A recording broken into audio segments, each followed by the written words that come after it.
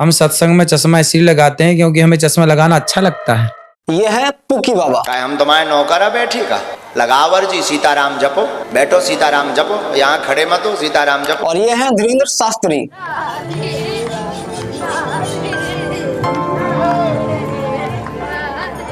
और ये बच्चा है जो कि लोगों को पागल बना रहा है। हर एक नशा करते हैं ये।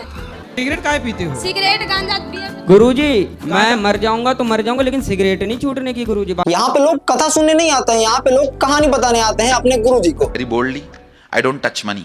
I am telling you, I don't touch money other than for giving dana. और ये है नित्यानंद बाबा जो कि अपने ही देश के लोगों को चुना ला के दूसरे देश में भाग गया। जय हिंद दोस्तों, हमारे देश में धर्म को बिजनेस बना दिए हैं कुछ लोग मिलके। स्क्रीन पर दिख रहे हथौड़े वाले बाबा जी को जरा ध्यान से देखिए आप लोग। ये दावा करते हैं कि हथौड़ा मार मार के किसी भी तरह की बड़ी से बड़ी बीमारी को ये सही कर देते हैं। तेरे ऑपरेशन तक बोल दिए डॉक्टरों ने, ऑपरेशन की जरूरत नहीं है तुझे।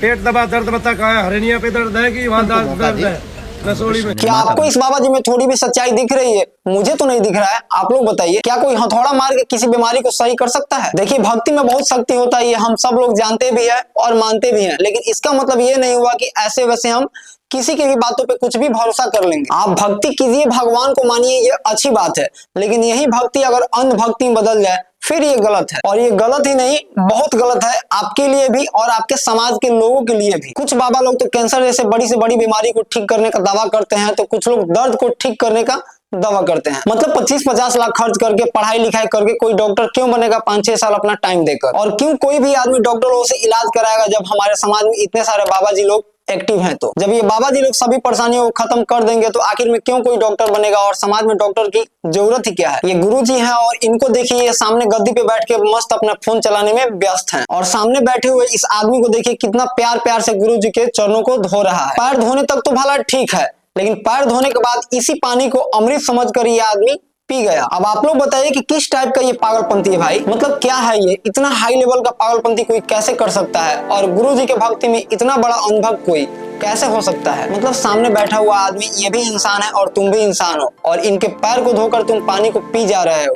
ये कहाँ का पागलपंती है? जितना सेवा इस बाबा जी का तुम कर रहे हो, इतना ही सेवा अगर अपने घर पे अपने माँ बाप का करते तो शायद तुमको ऊपर जाने के बाद में स्वर्ग नसीब होता। पिछले 5-6 सालों में न जाने कितने सारे बाबा लोग वायरल हुए और धर्म के आड़ में ये लोग अपना धंधा चला रहे हैं, और इसी धंधा को ये लोग चला के बहुत सारा मोटी रकम ये लोग कमाई करते हैं, और फिर इसी पैसा से ये लोग अपना लग्जरी लाइफ और बड़ी बड़ी गाड़ियां और बड़ी बड़ी महंगे महंगे घर में ये लोग घूमते हैं और रहते भी हैं। जितना भी पैसा ये लोग छापते हैं, सभी का सभी पैसा लोगों के इमोशन के साथ और लोगों के आस्था के साथ खिलवाड़ करके ये लोग छापते हैं। इनको दिल से और मन से मानने वाले लोग कभी प्लेन में घूमे या ना घूमे, लेकिन बाबा जी लोग हैं हर दिन प्लेन में घूमते हैं, महंगी महंगी गाड़ियां जैसी कि फॉर्च्यूनर और डिफेंडर जैसी गाड़ियों में ये लोग घूमते हैं और हर दिन ये लोग मौज करते हैं। आपको हम बता दें कि यूपी के हाथरस में भोले बाबा के एक नाम के बाबा जी के सत्संग में लगभग 2.5 लाख से ज्यादा लोगों की भीड़ आई थी, और इस भीड़ की वजह से भागदौड़ हुआ और भागदौड़ की वजह से लगभग सैकड़ों से ज्यादा लोगों की जान चली गई। और आपको जान के हैरानी होगी कि ये भागदौड़ आखिर हुआ क्यों था? ये भागदौड़ सिर्फ और सिर्फ हुआ था कि बाबा जी के चरणों के धूल कलेक्ट करने के लिए ये भागदौड़ हुआ था। मतलब यहाँ पे लोग आए तो थे सत्संग सुनने और देखने के लिए और बाबा जी से आशीर्वाद लेने के लिए, लेकिन अफसोस इस बात का है कि वहां पे आए हुए में से सैकड़ों से ज्यादा लोग अपने फैमिली और अपने इस दुनिया को छोड़कर चले गए हमेशा हमेशा के लिए भगवान के पास। इस बाबा जी का अगर पास्ट रिकॉर्ड चेक किया जाए तो यूपी पुलिस में तैनात थे ये कांस्टेबल के पद पे, और बाद में इन्होंने नौकरी छोड़ दी और बाद में ये बाबा जी बन गए। हैरान करने वाली बात यह है कि बाबा जी के सत्संग के चक्कर में सैकड़ों से ज्यादा लोग अपना जान तो गंवा बैठे, लेकिन लोगों का माइंडसेट कुछ ऐसा है अभी भी बाबा जी के प्रति। प्रभु थोड़ा ना कहता कि तुम इधर उधर भाग जाओ, और वचन में प्रभु ने सैनिष्ठ कहा कि बचने वाले बच जाओ और जो मरने वाले तो वो मरेंगे ही मर। धीरेन्द्र शास्त्री जी का एक समय ऐसा था कि ये डायरेक्ट हनुमान जी को कॉल लगाते थे और कॉल पे हनुमान जी से ये बात भी करते थे। हाँ, प्रणाम करता हूँ श्री चरणों में दास का श्री। ये ज्योति बच्ची आई हुई है आपके श्री चरणों में, ये पास होने की अर्जी लगी थी, आपकी कृपा से ये पास हो गई है बच्ची। आगे का मार्ग और कृपा कर दे मेरे बप्पा के आदेश अनुसार। अब आप लोग बताइए कि भगवान को भला कोई कैसे टेलीफोन लगा सकता है और भगवान से कोई डायरेक्ट बात कैसे कर सकता है? मुझे तो समझ नहीं आ रहा है। क्या आप लोगों में से कोई भगवान से बात किए हैं? आप लोग बताइए। पर्सनली मैं तो कभी भगवान को ना ही देखा हूँ और ना ही कभी बात किया हूँ उनसे, क्योंकि भगवान को कोई ना तो डायरेक्ट देख सकता है और ना ही कोई बात कर सकता है भगवान से। और एक बात, इस वीडियो में देखिए कैसे धीरेन्द्र शास्त्री खुद एक्सेप्ट कर रहे हैं कि भगवान को कोई कैसे देख सकता है, भगवान से कोई बात नहीं कर सकता, भगवान से कोई मिल नहीं सकता। ये खुद एक्सेप्ट कर रहे हैं कि इन्होंने कभी भगवान को नहीं देखा और ना ही कभी बात की है हैं ये। हमारी 3 पीढ़ी गुजर गई, हमें तो नहीं दिखे हनुमान जी की पूंछ के बाल नहीं दिखे, न मूछ के न पूंछ के। 3 पीढ़ी गुजर गई हनुमान जी की सेवा करते करते। ये जितने भी बाबा जी लोग हैं इनको भर भर के पैसा मिलता है दान के रूप में, और बहुत सारा महंगा महंगा चीज मिलता है इनके भक्तों के द्वारा। मतलब इतना पैसा मिलता है इन बाबा लोगों को कि जितना कोई आम इंसान कमा भी नहीं सकता है। अब आप लोगों में से कुछ लोग ये कहेंगे कि ये बाबा जी लोग समाज कल्याण के लिए भी तो बहुत सारा कुछ करते हैं, जैसे कि हॉस्पिटल और आश्रम खोल के लोगों का भला भी तो करते हैं ये लोग। गरीब और बूढ़े लोगों को ये बाबा जी लोग अपने ही हाथों से खाना खिलाते हैं और अपने आश्रम में रखते हैं, ताकि सामने वाला इंसान देखकर एकदम से खुश हो जाए और लोग लगे कि हाँ ठीक है बाबा जी तो बहुत अच्छा कर रहे हैं, बाबा जी लोगों का मदद कर रहे हैं। लेकिन ऐसा कुछ नहीं है, ये सब सिर्फ दिखावा है। और ये लोग तो उसी पैसा को न खर्च कर रहे हैं जो कि बाबा जी लोगों को दान के रूप में मिला हुआ रहता है भक्तों के द्वारा। कुछ पैसे ये लोगों में खर्च कर देते हैं ताकि सामने वाले लोग सभी के सभी लोग खुश हो जाएंगे, और ऐसे सामने से किसी को लगेगा भी नहीं कि बाबा जी लोग जो है फ्रॉड कर रहे हैं लोगों के साथ। और ज्यादा से ज्यादा पैसे ये लोग अपने पास रखते हैं और ये लोग अपना बैंक बैलेंस स्ट्रांग बनाते हैं फ्यूचर के लिए। जो दरबार में आएगा पहली बार वो तेल की बोतल, देसी घी मधुसूदन का, लोकल वाला देसी घी बिल्कुल नहीं चलेगा, ध्यान रखना भैया। मधुसूदन का घी लेके आओ, वो लेके आओ। बाबा ब्रांड की बोतल आती है सरसों के तेल की, वो लेकर के आओ, ठीक है भाई। जो नहीं ला सकता वो कृपया करके अपने घर पे। अब ये भाई साहब अपने वीडियो में भक्तों को बता रहे हैं कि बाबा ब्रांड की तेल लेकर आना है और मधुसूदन ब्रांड का घी लेकर आना है, और लोकल ब्रांड का घी और तेल लाइएगा तो यहाँ पे पूजा पाठ नहीं होगा। अब आप लोग बताइए, क्या ब्रांडेड कंपनियां घी की जगह घी और लोकल कंपनियां घी की जगह पानी भर के देगी?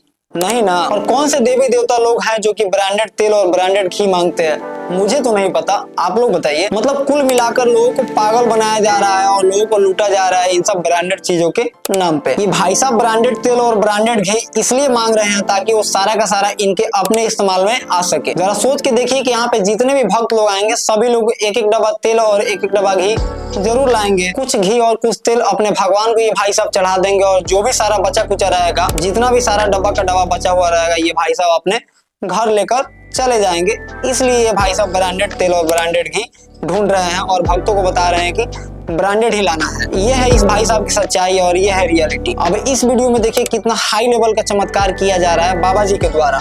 खारा पानी को मीठा पानी बना दे रहे हैं बाबा जी। खराब पानी है? हाँ गुरुजी। पीने लायक पानी नहीं है? अच्छा खोलिए, आंखें बंद करिए। ओम वरुण देव शिव पूरे स्रोत के शुद्धि नष्ट कीजिए, खारापन हटा के मीठा कर दिया। अब ये जल मीठा हो चुका है, पी के देखो ऐसा है, मीठा है, मीठा हो गया। इतना बड़ा चमत्कार कर रहे हैं ये बाबा जी। जब ये बाबा लोग खारा पानी को मीठा बना देते हैं तो ये बड़ी बड़ी जो कंपनियां हैं, बड़ी बड़ी जो मशीन बनाती है, आखिर क्यों बनाती है ये? लोगों को तो मशीन खरीदना ही नहीं चाहिए। बाबा जी लोग बैठे हैं ना खारा पानी को मीठा बनाने के लिए, लेकिन जब ये बाबा जो है अपने मंच पे बैठे लोगों का अगर पानी मीठा कर सकते हैं तो हमको लगता है कि इनको कॉल लगाया जाए और ये खारा पानी को फिर मीठा बना देंगे। और ऐसे ही बाबा जी अपने भक्तों के घर का सभी पानी को मीठा बना देंगे सिर्फ कॉल पे ही। आम आदमी को ये बाबा लोग पागल बना रहे हैं और बेवकूफ बना रहे हैं और लूट रहे हैं, यहाँ तक तो ठीक है। लेकिन पढ़े लिखे लोग और पुलिस वाले भी कभी कभी बेवकूफ बन जाते हैं ये बाबा लोगों से। पता नहीं किस तरीके से ये बाबा लोग अपने जाल में फंसा के रखे हैं भोले भाले और मासूम लोगों को। इस पुलिस वाले के घर में बाढ़ आ गया और ये पानी जो है न जाने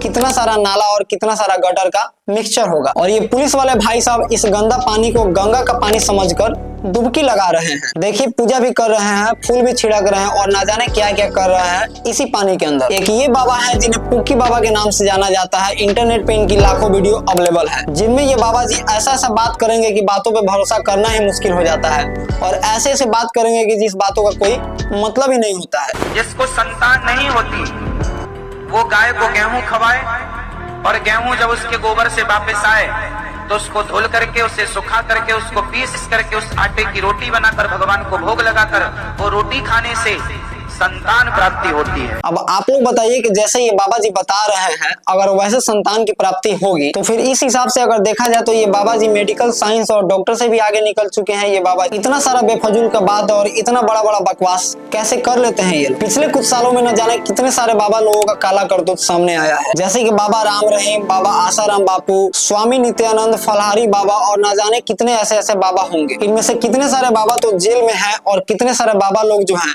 जेल जाकर घूमकर आ भी गए हैं। लेकिन इनके भक्तों की दीवानगी आज के टाइम में भी कम नहीं है, दीवानगी घटने के बजाय हर दिन बढ़ रहा है। अब आप लोग बताइए कि ऐसे ऐसे भक्त लोगों को क्या कहा जाए, भक्त या अनभक्त, आप लोग बताइए। कुल मिलाकर अपने देश में जितने भी बाबा लोग हैं, कुछ लोग कथावाचक कर रहे हैं तो कुछ लोग सत्संग कर रहे हैं। इनका मेन मकसद होता है लोगों को कैसे लूटा जाए, लोगों से पैसा लिया जाए और उसी पैसों से अपना बैंक बैलेंस बनाया जाए और अपने लग्जरी लाइफ को और बेहतरीन से बेहतरीन कैसे बनाया जाए। ये सब तो कुछ नहीं है, ये देखिए आप लोग। धंधे के लिए चिंतित है, कृपा बन जाएगी। घर में बीमारी रहती है, बीमारी से घर झगड़ा हुआ है, चिंता ना करें, हम उपाय लिखेंगे, उपाय करें जिससे सब समाधान हो। हमारे इस देश में छोटे छोटे बच्चे भी साधु बन रहे हैं और कथावाचक बन रहे हैं। जिस उम्र में बच्चों को पढ़ाई लिखाई करना चाहिए, बैग उठाना चाहिए, स्कूल जाना चाहिए, इस उम्र में ये बच्चे जो हैं साधु बन रहे हैं और कथावाचक बन रहे हैं। अब आप लोग बताइए कि अगर इस एज में अगर बच्चे अगर साधु बन जाएंगे तो कैसे हमारा देश आगे बढ़ेगा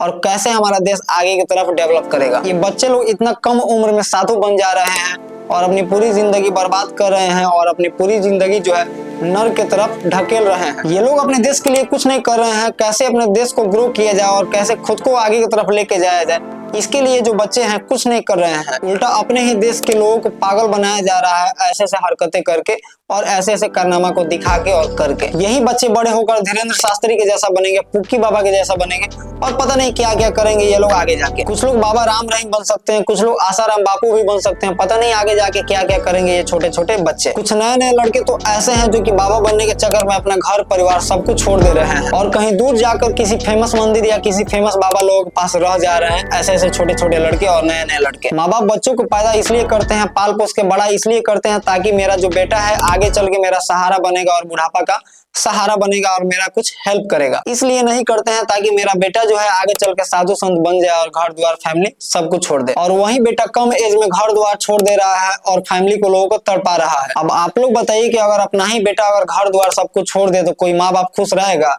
नहीं ना। ये नया नया लड़का लोग बाबा तो बन जा रहे हैं, अभी तो इनको सब कुछ ठीक लग रहा है, लेकिन जितने भी बाबा जी लोग हैं कुछ समय तक तो इनका लाइफ अच्छा खासा और स्टाइलिश चलता है, लेकिन कुछ ही सालों बाद अपने काले करतूतों का काला चिट्ठा खुलने की वजह से ये लोग सलाखों के पीछे चले जाते हैं और ज्यादा से ज्यादा समय इन बाबा लोगों को जेल में ही बिताना पड़ता है। तो फिर क्या फायदा बाबा बनने का? क्यों ना हम नॉर्मल लाइफ ही जिएंगे, पढ़ाई लिखाई करेंगे, IAS वाईएस बनेंगे और अपने गाँव समाज और अपने मम्मी पापा का भी नाम रोशन करेंगे। ऐसे ऐसे फर्जी बाबा लोगों की किसी भी बातों या किसी भी बहकावे में न आए और अपने अगल बगल और अपने रिश्तेदारों को भी इन बाबा लोगों से जरूर बचाएं आप लोग। और ये बाबा लोग जितने भी चमत्कार उमत्कार करते हैं ये सब कुछ नहीं है, ये सब एक दिखावा है। अलग अलग तरीके से अलग अलग ट्रिक से लोगों को बेवकूफ बनाते हैं ये बाबा लोग। यहाँ पे मैं सभी बाबा लोगों को गलत नहीं कह रहा हूँ, यहाँ पे बहुत सारे अच्छे वाले बाबा लोग भी हैं जो कि सच में समाज के लिए काम करते हैं और सच में समाज को एक नया दिशा देते हैं।